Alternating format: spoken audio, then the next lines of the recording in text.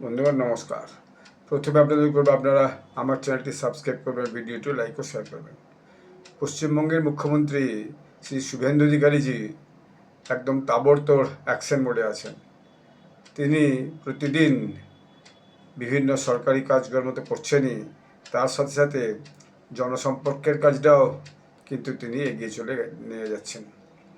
দেখা গেল যে বারুইপুর কাণ্ড যেটা ঘটেছিল, বারুইপুর কাণ্ডে যে একটি বাচ্চা মেয়ের উপর অত্যাচার হয়েছিল, তারপর সেখানে একটা ভয়ানক গোলমাল হয়েছিল এবং সেই গোলমালে যে এলাকার জনতা তারা আইন হাতে তুলে নিয়েছিল। তারপরে তারা সেখানে একজন নিরীহ যুবককে, যেটা তিনি নিজে বলেছেন, তাকে লিঞ্চিং করে দিয়েছিল এবং তার ঘটনাস্থলেই তাকে আপনার লাঠিপিটা করে তার জীবন শেষ হয়ে যায়। তো ফলে তারপর তিনি সেখানে গেছিলেন, দুই পরিবারে গেছিলেন। যে ভিকটিম মেয়েটি তার পরিবারের সঙ্গে দেখা করেছেন এবং ওই যে নিরীহ যুবকটি জনতার মারা গেছেন তার পরিবারেও গেছিলেন এবং তিনি পরিষ্কার বলেছেন সেখানে দাঁড়িয়ে এটা একটা পরিকল্পিত ষড়যন্ত্র করে করা হয়েছে। তারপরে সেখানে গ্রামের মানুষদের একটা দাবি ছিল যে সেখানে একটা পুলিশ আউটপোস্ট বা পুলিশ ফাঁড়ি তৈরি করতে হবে। তো তিনি কথা দিয়ে এসেছিলেন, ঠিক আছে সেটা করা হবে। তিনি সেখানে একটা নতুন পুলিশ ফাঁড়ি তৈরি করেছেন এবং সেটার উদ্বোধন করতেও তিনি সেখানে গেছিলেন। এবং ওই যে যুবকটিকে মারার জন্য যারা দায়ী ছিল, যারা ওখানে রেল লাইন তুলে ফেলে দিয়েছিল, আরও অনেক দোকানপাট যে ভাঙচুর করেছিল, তাদের চিহ্নিত করা হয়েছে এবং তাদের মধ্যে অনেককেই 40 জনের মতো চিহ্নিত করা গেছিলো। তার মধ্যে বোধহয় 32-35 জনকে অলরেডি ধরা হয়েছে। বিভিন্ন জনকে, কাউকে বকখালি থেকে, এমনকি দীঘা থেকেও পুলিশ ধরে নিয়ে গেছে, অধিকাংশকে ধরা হয়েছে। এবং যে মেয়েটির উপর অত্যাচারের জন্য যে 4 জন কালপ্রিট ছিল, সেই 4 জনকেও ধরা হয়েছে। তার মধ্যেও একজনকে পুলিশ ঘটনার পুনর্নির্মাণ করতে কদিন আগে নিয়ে গেছিল, নিয়ে গিয়ে সেখান থেকে সে পালিয়ে যাওয়ার চেষ্টা করছিল, পুলিশের রিভলভার ছিনতার চেষ্টা করছিল, তখন পুলিশ তাকে গুলি করে এবং এনকাউন্টারে সে মারা যায়। তারপর সেটাকে নিয়েও বিরোধীরা একটু চেঁচামেচি করেছিল। তারপর তিনি সিআইডি একটা তদন্তের দাবি দিয়েছিলেন, দায়িত্ব। সিআইডি সেটা তদন্ত করে রিপোর্ট দিয়েছে যে না, পুলিশের যে কারণে তারা গুলি চালিয়েছে সেটা হচ্ছে মূলত আত্মরক্ষার্থে গুলি চালিয়েছে, তাহলে পরে পুলিশের উপর আক্রমণ হয়ে যেত, সেই জন্য গুলি চালাতে পুলিশ বাধ্য হয়েছে। অতএব সেই চ্যাপ্টার প্লাস ক্লোজ। এবং এনকাউন্টারের জন্য একটা ঘটনা ঘটেছে, সেটা হচ্ছে বিরোধীদের হাত থেকে অস্ত্রটা তিনি ছিনিয়ে নিয়েছেন, এই একটা ঘটনা ঘটেছে। এবং দেখা গেলো তিনি ওই যে পরিবারের যুবকটি মারা গিয়েছিল, সেই পরিবারের যুবকটির পরিবারকে 25 লক্ষ টাকা সরকারি অনুদান দিয়ে এসেছেন। এইটা একটা রেয়ার ঘটনা। এত বড় যে একটা দুর্ঘটনার জন্য পরিবারকে একটা সাহায্য করা, এইটা কিন্তু খুবই একটা গুরুত্বপূর্ণ ব্যাপার।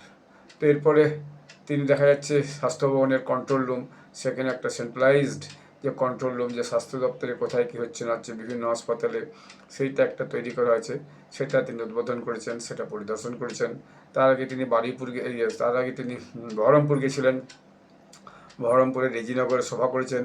রেজিনগরে কিছুদিন পরে ভোট হবে, কারণ সেখানে যে প্রার্থী 2টি সিটে জয়লাভ করেছিল, রেজিনগর সিটটি ছেড়ে দিয়েছে।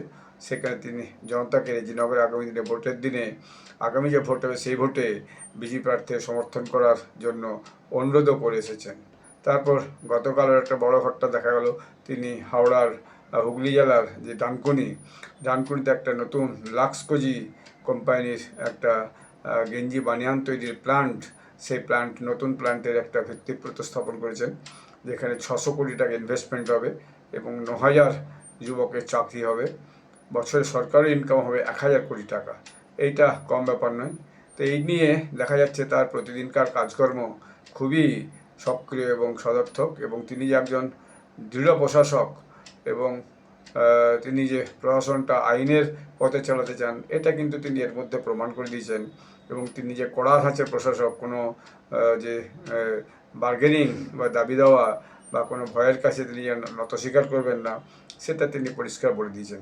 এবং দেখা যাচ্ছে পশ্চিমবঙ্গের মধ্যেই যে আইন শৃঙ্খলা পরিস্থিতি যেভাবে ভেঙে পড়েছিল, সেই আইন শৃঙ্খলা পরিস্থিতি কিন্তু এখন আস্তে আস্তে করে শুধরে উঠছে। ফলে একটা একটা সুস্থ পরিবেশ কিন্তু পশ্চিমবাংলায় গড়ে উঠেছে। তিনি একটা কথা পরিষ্কার বলেছেন যে আইন মানুন, আইন মেনে কাজ করুন, রাজ্যটা আইনের শাসনে চলবে, কোনো মবের শাসনে চলবে না, বা কোনো অন্যায় দাবির কাছে তিনি মাথা নত করবেন না, এই কথাটা তিনি পরিষ্কার করেছেন। এখন এই যে তার এই যে তৎপরতা, গত 1-1.5 মাস 2 মাসের মধ্যে যে তিনি এই সমস্ত ব্যাপক কাজ করেছেন, এটা দেখা গেল কেন্দ্রীয় স্বরাষ্ট্রমন্ত্রী অমিত শাহ কিন্তু খুব খুশি। তিনি যে 6 তারিখ এসেছিলেন, 6 জুন, যেদিন শ্যামাপ্রসাদ মুখার্জির যে 125তম জন্মশতবার্ষিকী পড়ে কলকাতায়, সেদিন তিনি এসে শুভেন্দু বাবুর যে কাজকর্ম তার ভূয়সী প্রশংসা করে গেছেন, এবং এত তাড়াতাড়ি যে তিনি এত বড় সাফল্য দিতে পারবেন সেটাও কিন্তু তিনি পরিষ্কার করে উল্লেখ করে গেছেন, এবং তিনি অবাক হয়েছেন যে এত তাড়াতাড়ি এত সাফল্য পশ্চিমবঙ্গ অর্জন করেছে। এখন বিষয়টা হচ্ছে এত তার তৎপরতার মধ্যে জন্য যেটা মূল একটা যে চালিকা শক্তি, অর্থাৎ ইম্পেটাস, একটা ফোর্স কাজ করছে, সেটা হচ্ছে তাকে কিছু করে দেখাতে হবে। করে দেখানোর মধ্যে হচ্ছে একটা তো পশ্চিমবঙ্গে এমপ্লয়মেন্ট জেনারেট করতে হবে, পশ্চিমবঙ্গে শিল্প বিকাশ করতে হবে। পশ্চিমবঙ্গের শিল্প সব চলে গেছে, সেটার ব্যাপারে তিনি একদম ভয়ানকভাবে উদ্যোগী। তিনি সতত চেষ্টা করছেন পশ্চিমবঙ্গে যাতে শিল্প হয়, এবং আগামী দিনে শিল্প যে আসবে তার রোড ম্যাপটাও তিনি ক্লিয়ার করে পরিষ্কার করে বলে দিয়েছেন। আর আইনের শাসন প্রতিষ্ঠাতার দ্বিতীয় কাজ, সেটাও তিনি করছেন। আর নতুন নতুন যে প্রশাসন চালাতে যা যা প্রয়োজনীয়, সেই প্রয়োজনীয় পদক্ষেপগুলো তিনি অবহিত করছেন, এবং সাংবাদিকদের সঙ্গে তিনি প্রায়ই মিট করছেন। মিট করে সাংবাদিকদের যত সমস্ত প্রশ্ন আছে সেই সমস্ত প্রশ্নের উত্তর কিন্তু তিনি সাধ্যমতো দিচ্ছেন, এবং পরিষ্কার করে বলছেন তার দৃষ্টিভঙ্গি, সরকারের দৃষ্টিভঙ্গি, এবং কিভাবে আগামী দিনে পশ্চিমবঙ্গের উন্নতি সাধন করা যাবে সেই ব্যাপারে পরিষ্কার রোডম্যাপ তিনি কিন্তু দিয়ে যাচ্ছেন।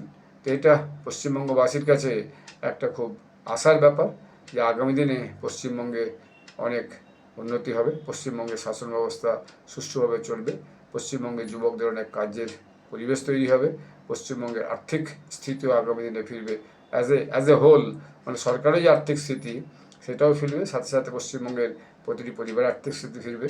তিনি অন্নপূর্ণা যোজনার যেরকম কথা দিয়েছেন সেটা তিনি চালু করে দিয়েছেন।